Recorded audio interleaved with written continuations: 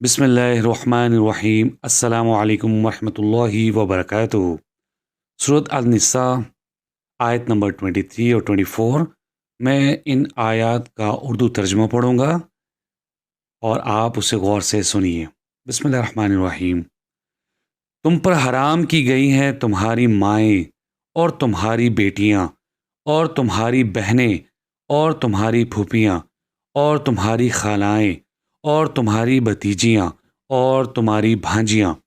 اور تمہاری وہ مائیں جنہوں نے تمہیں دودھ پلایا ہو اور تمہاری دودھ شریک بہنیں اور تمہاری بیویوں کی مائیں اور تمہاری وہ سوتیلی بیٹیاں جو تمہارے ہاں پرورش پائیں اور ان عورتوں کے پیٹ سے ہوں جن سے تم نے صحبت کی ہو، پھر اگر تم نے ان سے صحبت نہ کی ہو تو تم پر کوئی گناہ نہیں، اور تمہارے صلبی بیٹوں کی بیویاں اور تمہارا دو بہنوں کو جمع کرنا بھی حرام ہے، مگر جو پہلے گزر گیا سو گزر گیا۔ بے شک اللہ بہت بخشنے والا بڑا مہربان ہے۔ اور تمہارے لیے شادی شدہ عورتیں بھی حرام ہیں سوائے ان لونڈیوں کے جن کے تم مالک ہو، یہ اللہ نے تمہارے لیے لکھ دیا ہے،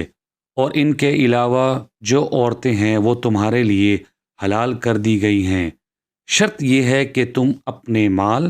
مہر کے بدلے انہیں حاصل کر کے ان سے نکاح کرو،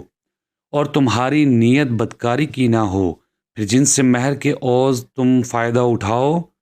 انہیں ان کے مقرر کیے ہوئے مہر دے دو۔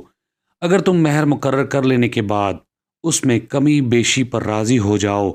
تو تم پر کوئی گناہ نہیں، بے شک اللہ خوب جاننے والا بڑی حکمت والا ہے۔ صدق اللہ العظیم۔